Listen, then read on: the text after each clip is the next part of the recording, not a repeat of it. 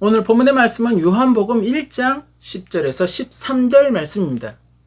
그가 세상에 계셨으며 세상은 그로 말미암아 지은 바 되었으되 세상이 그를 알지 못하였고 자기 땅에 오매 자기 백성이 영접지 아니하였으나 영접하는 자 곧 그 이름을 믿는 자들에게는 하나님의 자녀가 되는 권세를 주셨으니 이는 혈통으로나 육정으로나 사람의 뜻으로 나지 아니하고 오직 하나님께로서 난 자들이니라.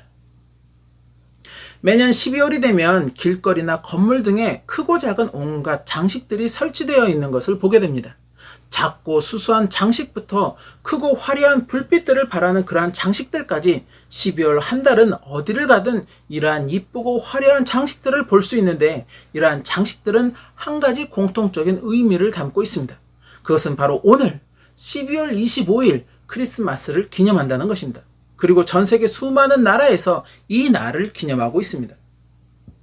우리가 머물고 있는 아르헨티나 현지에도 기후는 비록 한여름이지만 크리스마스를 기념하고 있다는 것입니다. 그래서 마을의 마트를 가보면 크리스마스 트리부터 온갖 장식들을 판매하는 것을 볼 수 있고, 사람들은 이러한 장식들을 사다가 가정의 거실에다 꾸며놓고 크리스마스를 기념하기도 합니다. 크리스마스는 그리스도의 탄생, 곧 메시아의 탄생을 의미합니다. 성탄절이라고 불리는 오늘은 바로 메시아인 그리스도, 곧 예수님의 탄생을 기념한다는 것입니다. 물론 12월 25일 오늘이 정확하게 예수님이 탄생한 날이라고 말할 수는 없습니다. 그것은 정확하게 언제 예수님이 탄생하셨는지 그 기록이 전해지지 않기 때문입니다. 그리고 왜 굳이 12월 25일 오늘이 성탄절로 정해졌는지 확실한 역사적 사실이 남아있지 않기에 이것 역시도 많은 가설들이 전해지고 있습니다. 아주 가장 대표적인 대중적인 가설로는 350년에 교황 율리오 1세가 오늘을 예수님의 생일로 공식 선언한 것이 시초가 되었다는 것입니다. 이유가 어찌되었든 예수 그리스도를 메시아로 또 구세주로 믿는 이들을 통해 예수님의 탄생을 기념하는 날이 생겼고, 그렇게 매년 예수님의 탄생을 사람들은 기념하기에 이르렀습니다. 즉 오늘 성탄절의 주인공은 바로 예수님이시라는 것입니다. 그런데 언제부터인가 예수님은 성탄절의 주인공이 되지 못하고 있다는 것입니다. 전 세계 수많은 사람들이 12월이 되면 들뜬 마음으로 이런저런 화려한 장식들을 꾸미면서까지 성탄절을 기다리지만 정작 성탄절에 예수님의 탄생을 축하하거나 기념하지는 않는다는 것입니다. 사람들은 예수님이 아닌 산타라는 가상의 인물에 대해서 이야기를 하고, 십자가가 아닌 트리와 장식에 관해 이야기를 하며, 예수님이 보여주신 헌신과 사랑이 아닌 오늘 하루에 누리고자 하는 즐거움과 쾌락에 대해서만 이야기를 하고 있다는 것입니다. 물론 예수님을 믿지 않는 사람들에게 있어 예수님의 탄생을 기념하는 오늘은 단순한 법정 공휴일에 지나지 않을 것입니다. 그러기에 오늘과 같은 공휴일을 어떻게 보내느냐는 그들의 마음이고 그들의 자유인 것입니다. 그러나 예수 그리스도를 믿는 그리스도인에게 오늘은 중요한 의미를 지닌 날이 된다는 것입니다. 인류의 죄를 대속하시기 위해 이 땅에 오신 예수님, 그렇게 자신이 스스로 죄의 대속물이 되어 십자가에서 모든 물과 피를 흘리시며 우리 대신 죽임을 당하신 예수님, 그렇게 죄인된 우리에게 하나님 나라의 구원의 길을 다시 열어주신 예수님, 그 예수님으로 말미암아 우리는 하나님 나라, 곧 천국에 대한 소망을 다시 가질 수 있게 되었다는 것입니다. 죄로 인해 멸망으로 갈 수밖에 없었던 우리의 영혼이 예수님의 희생을 통해 구원의 길을 소망할 수 있게 되었다는 것입니다. 그 예수님을, 우리를 향한 그 예수님의 은혜를 기념하는 날이 바로 오늘 성탄절 크리스마스인 것입니다. 그러기에 예수 그리스도를 믿는 우리가 진정으로 오늘 예수님의 탄생을 기념한다면, 그 은혜를 기념한다면 우리의 마음에는 예수님을 향한, 또 예수님의 은혜를 향한 감사가 충만해야 한다는 것입니다. 더불어 우리를 위해 이 땅에 오신 예수님의 탄생을 우리는 또한 기뻐해야 한다는 것입니다. 즉 예수님 때문에 우리는 오늘 기뻐해야 하고, 예수님 때문에 우리는 오늘 감사해야 한다는 것입니다. 더불어 예수님이 우리에게 보여주신 그 은혜를 정말 나는 소중하게 간직하고 있는지 나 자신을 살필 수 있어야 한다는 것입니다. 자신의 모든 물과 피를 십자가에서 다 흘리며 우리의 죄를 대속하여 주셨는데, 정말 나는 주님을 향한 그 정결함을, 그 깨끗함을 유지하고 있는 것인지, 아니면 여전히 죄와 허물로 더러움이 가득한 것은 아닌지, 나를 위한 예수님의 희생을 내가 헛되이 하고 있는 것은 아닌지, 예수 그리스도를 믿는 자들은 바로 이러한 자신을 오늘 볼 수 있어야 한다는 것입니다.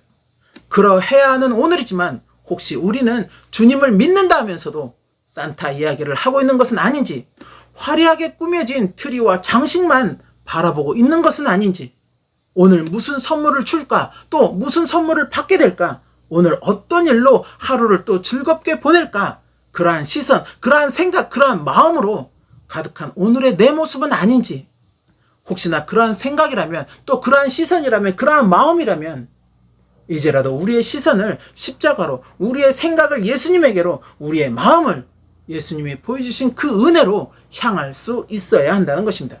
그것이 진정 예수님을 구주로 믿는 그리스도인이 오늘을 기념해야 하는 그러한 자세라는 것입니다. 예수님은 유대인의 왕으로 이 땅에 오셨다고 성경은 말씀하고 있습니다. 누가복음 1장 31절에서 33절 말씀. 보라, 내가 수태하여 아들을 낳으리니 그 이름을 예수라 하라. 저가 큰 자가 되고 지극히 높으신 이의 아들이라 일컬을 것이요, 주 하나님께서 그 조상 다윗의 위를 저희에게 주시리니 영원히 야곱의 집에 왕노릇 하실 것이며 그 나라가 무궁하리라. 마태복음 2장 2절 말씀. 유대인의 왕으로 나신 이가 어디 계시뇨? 우리가 동방에서 그의 별을 보고 그에게 경배하러 왔노라 하니. 그러게 어찌 보면 이 날은 유대인의 명절이며 유대인들이 기념해야 하는 날일 수도 있습니다. 그럼에도 유대인이 아닌 이방인인 우리가 유대인 왕의 탄생을 기념해야 하는 그 이유는 예수님의 그 십자가 은혜가 유대인에게만 국한되어 있지 않았기 때문입니다. 즉 예수님의 십자가 은혜가 우리 이방인들을 향해 있다는 것입니다. 분명 예수님은 유대인의 왕으로 오셨습니다. 그러나 유대인의 왕으로 오신 예수님을 정작 유대인들은 자신들의 왕으로 영접하지 않았다는 것입니다. 자신들은 하나님의 율법을 지키는 구별된 자들이라는 그런 고정관념에 사로잡혀서, 또 자신들은 하나님께 택함을 받았다는 잘못된 선민의식의 자만을 가지고 예수님을 자신들의 시선으로만 바라보았다는 것입니다. 그래서 자신들이 죄인이라고 치부하는 그러한 자들과 예수님이 어울린다고 해서 예수님을 죄인 취급하였으며, 자신들이 정한 기준에 예수님이 동조하지 않는다고 해서 예수님을 핍박하려 하였고, 또 자신들의 권한에 예수님이 침범한다고 하여서 예수님은 죽어 마땅한 대상이라고 치부하였다는 것입니다. 그렇게 자기 백성들에게 버림을 받은 예수님은 이제 남겨진 사도들을 통하여 그 은혜를 이방으로 전할 것을 명령하셨습니다. 사도행전 1장 8절에서 9절 말씀. 오직 성령이 너희에게 임하시면 너희가 권능을 받고 예루살렘과 온 유대와 사마리아와 땅끝까지 이르러 내 증인이 되리라 하시니라. 이 말씀을 마치시고 저희 보는 데서 올리어 가시니 구름이 저를 가리워 보이지 않게 하더라. 그렇게 예수님의 명령을 따른 사도들을 통해 복음은 이방으로 그렇게 전해지기 시작하였고, 전해진 복음을 알고 믿게 된 이방인들은 또 그렇게 주님 안에 함께 후사가 되며 함께 지체가 되고 함께 약속에 참여하는 자가 되는 은혜를 입게 되었다는 것입니다. 에베소서 3장 6절 말씀. 이는 이방인들이 복음으로 말미암아 그리스도 예수 안에서 함께 후사가 되고 함께 지체가 되고 함께 약속에 참여하는 자가 됨이라. 이 모든 것이 예수님이 친히 이 땅에 오셨기에 가능한 일이었고, 그가 십자가에서 우리 대신 대속물이 되어 주셨기에 가능하였다는 것입니다. 우리를 긍휼히 여기신 예수님의 그 사랑과 희생으로 오늘날 우리가 복음을 알고 믿게 되었다는 것입니다. 그리고 이제 주님은 말씀하십니다. 요한복음 14장 6절 말씀. 예수께서 가라사대 내가 곧 길이요 진리요 생명이니 나로 말미암지 않고는 아버지께로 올 자가 없느니라.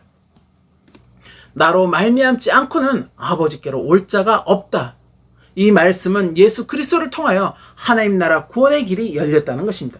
예수 그리스도가 하나님과 우리 사이에 중보자가 되어주시어 우리에게 영생의 길을 열어주셨다는 것입니다. 우리가 비록 유대인이 아닌 이방인이지만 유대인의 왕으로 오신 예수님의 탄생을 기념해야 하는 이유가 바로 여기에 있다는 것입니다. 이 큰 은혜가 이방인인 우리에게 전해졌기에 우리는 예수님의 탄생을 기념해야 한다는 것입니다. 예수님의 탄생을 기뻐해야 하고 또 그 은혜를 감사해야 한다는 것입니다. 그리고 그 은혜를 내가 지금 망각하는 삶을 살아가고 있는 것은 아니지, 지금 주님을 향한 나의 믿음을, 내 신앙의 삶을 말씀으로 비추어 돌이켜 봐야 한다는 것입니다. 바로 이것이 오늘 성탄절을 기념하는 우리의 모습이 되어야 한다는 것입니다. 마치 크리스마스의 주인공처럼 등장하는 산타는 그 기원이 정확하지는 않지만 12세기 성 니콜라스 주교로부터 기원한다고 전해지고 있습니다. 그가 12월이 되면 가난한 아이들에게 선물을 나누어 주기 시작하였는데, 이것이 유래되어 후에 유럽 카톨릭 국가에서 12월이 되면 성 니콜라스 분장을 하고 착한 아이들에게는 선물을, 나쁜 아이들에게는 혼을 내주는 전통이 되었다고 합니다. 주교라는 것은 카톨릭의 성직자를 의미합니다. 하나님을 섬기는 성직자로서 가난한 아이들에게 선물을 나누었다는 것은 자신을 기념하라고, 또 자신을 드러내기 위해서 한 행동은 분명 아니었을 것입니다. 하나님을 섬기는 성직자로서 하나님의 사랑을 가난한 아이들에게 전파하고자 했던 그의 선행을, 그의 뜻을 사람들은 기념하기 시작하였고, 그것이 전통이 되었는데, 그것을 세상은 상업적인 수단으로 활용하기 시작하였다는 것입니다. 그렇게 오랜 시간이 흐르면서 결국 오늘날 성탄절의 주인공은 예수님이 아닌 가상의 산타로 변질되고 말았다는 것입니다. 이탈리아의 수도인 로마에 가면 그 중심지에 바티칸이라고 하는 작은 도시국가가 존재하고 있습니다. 땅의 규모도 아주 작고 거주하는 인구도 극소수에 불과하지만 모든 행정체계를 갖춘 하나의 독립적인 국가로서 존재하고 있다는 것입니다. 그 바티칸의 대통령과 같은 존재는 바로 교황이고, 그 교황은 성 베드로 성당에 머물며 모든 행정을 처리한다고 합니다. 그가 머물며 행정을 보는 성 베드로 성당은 예수님의 제자 베드로의 순교를 기념하여 세워진 성당입니다. 그를 기념하여 성당을 세웠다고 해서 베드로가 신이 된 것은 아니라는 것입니다. 베드로는 예수님의 뜻에 따라 남은 삶 동안 열심히 복음을 전하는 사역을 감당하였고, 그렇게 순교의 자리까지 가게 되었습니다. 전해지는 말로는 베드로 역시 예수님처럼 십자가형을 받게 되었는데, 자신은 죄인이기에 예수님과 같이 십자가를 똑바로 질 수가 없다고 자신을 거꾸로 십자가에 매달아 달라고 요청하여서 그렇게 거꾸로 십자가에 매달려서 순교를 하였다고 전해지고 있습니다. 오직 주님을 위해, 복음을 위해 베드로는 그의 모든 삶을 바쳤고 마지막까지 예수님의 제자로서 그 본분을 다하였다는 것입니다.